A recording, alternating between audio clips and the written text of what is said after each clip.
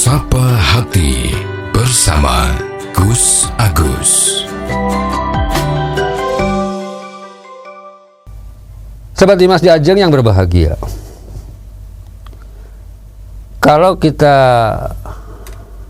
baca dalam Al-Quran ya, dalam kisah Nabi Yunus ini,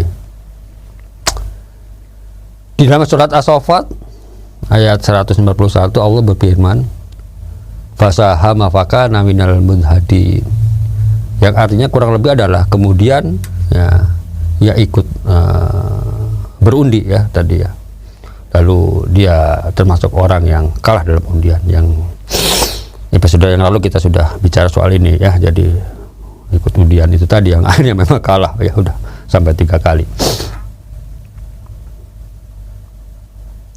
Kemudian dalam firman Allah berikutnya juga disampaikan faltaqamahul hautu wa huwa mulim ya, ini juga surat As-Saffat ayat berikutnya ya, ayat 142, yang artinya kurang lebih adalah maka ia ditelan ikan besar ya, ikan paus itu dalam keadaan tercela karena meninggalkan kaumnya ya. Ini yang kita ceritakan ini ya, sudah kita ceritakan.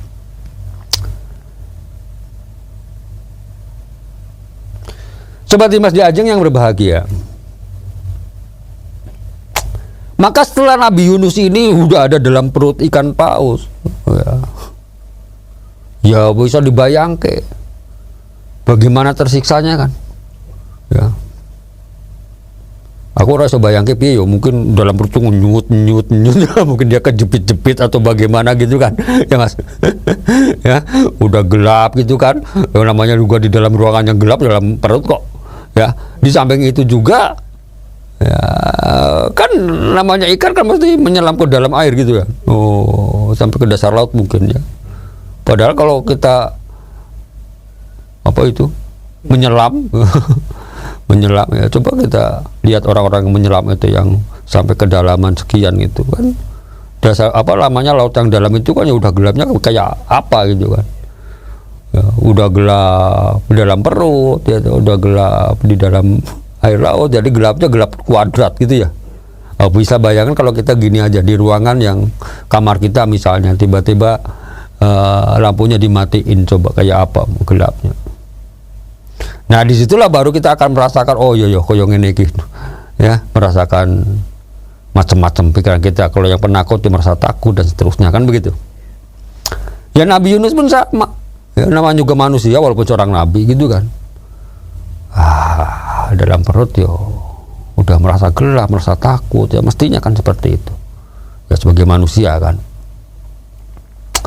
Disinilah beliau akan apa namanya menyesali apa yang sudah dia apa namanya lakukan pada kaumnya ya. Karena kalau seorang, apalagi beliau seorang nabi ya, kita orang yang ya sedikit punya ilmu saja kan biasanya kalau melakukan suatu kesalahan itu begitu ada yang menegur atau begitu ada yang mengingatkan itu kan kita langsung menyadari gitu ya Mas. Rata-rata kan orang kan begitu ya, apalagi beliau sebagai seorang nabi. Maka begitu dia ditelan oleh ikan paus ini dan tidak dimakan gitu ya, nggak dikunyah-kunyah gitu ya, nah, dia langsung menyadari oh alah ini berarti saya ini salah gitu.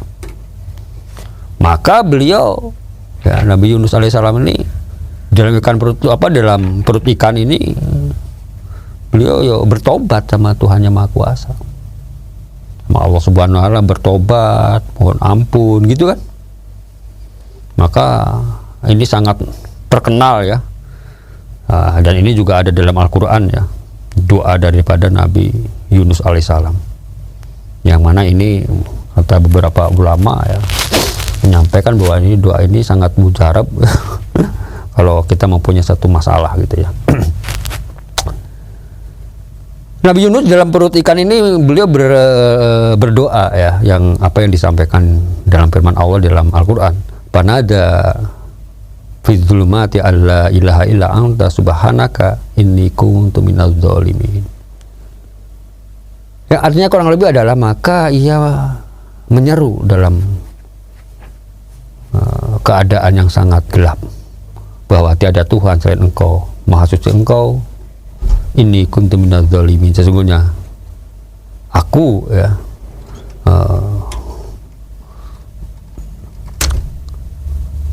orang-orang yang termasuk orang-orang yang zalim itu ya.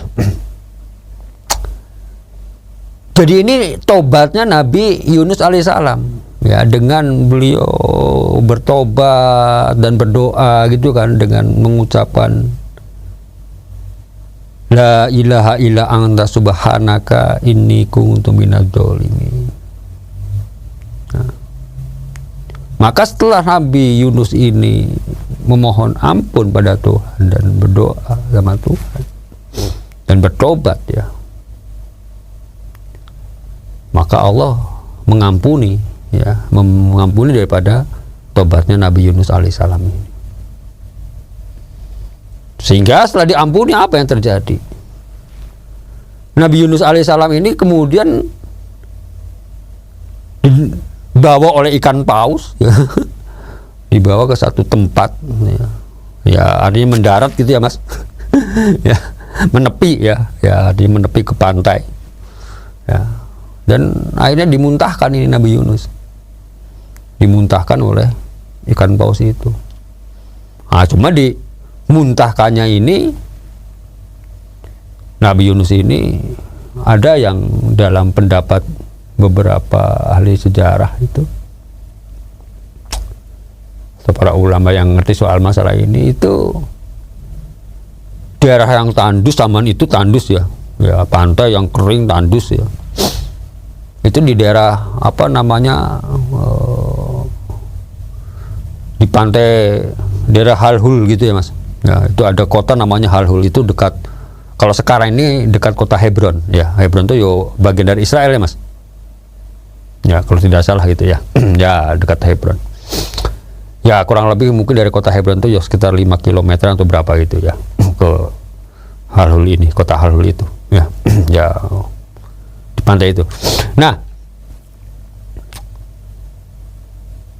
akhirnya Nabi Yunus itu selamat ya, dimuntahkan oleh ikan paus. Nah, di sini dalam satu riwayat ya, ada beberapa ulama yang menyampaikan bahwa Nabi Yunus dalam ikan paus ini, dalam perut ikan paus ini, ada yang menyampaikan 3 hari 3 malam, ada bahkan yang menyampaikan 40 hari. Wah, saya bayangkan, karena pada saat dikeluarkan oleh ikan paus ini ya, dimuntahkan maksudnya ya, ke daratan itu ke pantai itu ya, Nabi Yunus dalam keadaan sudah dalam posisi sakit yang parah ya, artinya sakit gitu ya Mas. Ya bisa dibayangkan ya, kalau anggap saja dia 3 hari deh misalnya ya, kan orang sudah ada di dalam perut ikan gitu kan, walaupun mungkin dia bisa bernapas atau bagaimana, ini kita nggak bisa bayangin gitu kan, karena ikan paus itu kan juga bernapas pakai apa Mas ya, bukan pakai insang kah kalau ikan paus ya. Ya ini ya memang satu mukjizat ya. Ya kalau manusia biasa mungkin ditelan kayak gitu pun ya mesti ya wassalam gitu ya Mas ya, karena memang ini ya satu hal yang memang sudah direncanakan oleh Allah Subhanahu wa taala ya, akhirnya menjadi pelajaran buat Nabi Yunus dan menjadi pelajaran juga buat kita semuanya, bahwa di dalam memberikan satu, kalau kita mendapat tugas sesuatu itu ya, kita harus dilaksanakan dengan sebaik-baiknya. Jangan sampai kita mundur di tengah jalan ya. Kalau orang berperang tuh jangan sampai lari dari peperangan, kan begitu ya.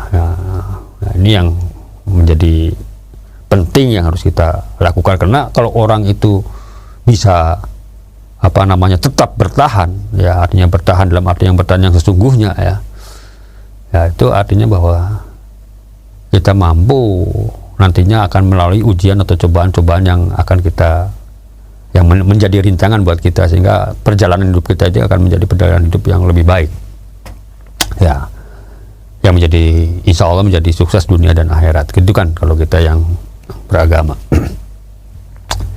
Sobat Dimas Diajeng yang berbahagia, nah setelah Nabi Yunus itu dimuntahkan di daerah yang tandus seperti itu kan, apalagi dalam keadaan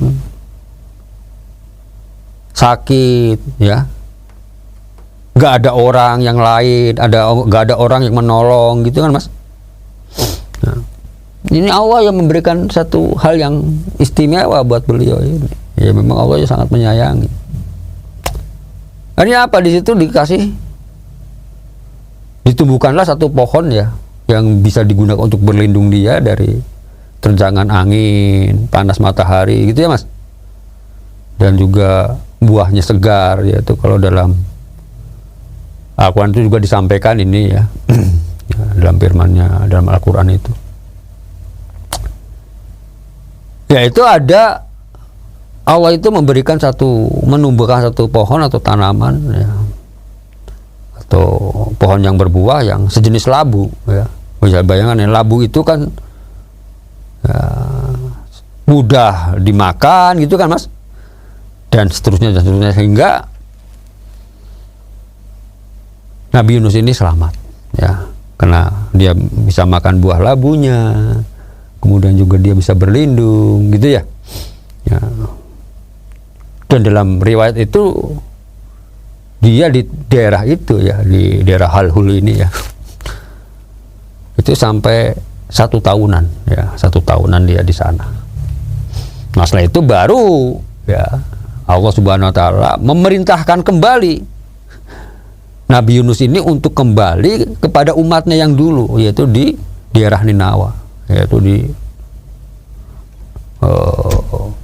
Irak sana, gitu kan Mas? Ya. Nah, akhirnya apa? Nabi Yunus ini kembali, ya, menjalankan perintah Tuhannya, kembali ke Ninawa, ke umatnya.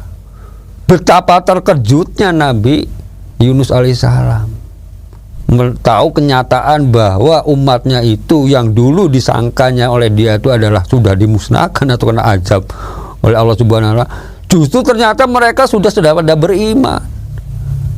Hidupnya udah pada enak-enak gitu, kalau nggak ada azab, nggak ada apa gitu. Nah inilah seorang nabi saja bisa salah perhitungan gitu kan Mas, kalau ngomong salah perhitungan ya, karena menuruti emosi, menuruti nafsu ya. Jadi yang harus kita ingat di sini adalah bahwa segala sesuatu itu ya harus betul-betul kita ingat bahwa apa sih tujuannya itu, sehingga di dalam kita mengarungi satu kehidupan itu atau tujuan atau cita-cita yang kita ingin kita raih itu harus benar-benar jangan sampai kita menyerah. Itu yang penting ya, jangan sampai kita menyerah. Di samping itu juga adalah bahwa pada saat kita melakukan satu kesalahan, segeralah kita menyadari bahwa kalau kita tetap melakukan satu kesalahan, bahwa akan terjadi nantinya hal-hal yang membuat diri kita itu menjadi kurang baik atau berdampak negatif buat diri kita. Demikian dulu ya kisah Nabi Yunus alaihissalam.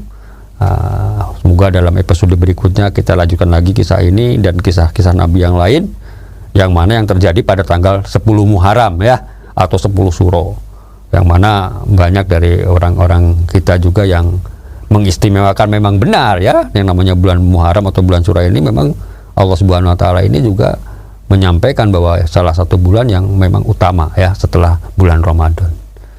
Demikian, semoga ada manfaatnya. Billahi taufiq wal hidayah. Wassalamualaikum warahmatullahi wabarakatuh.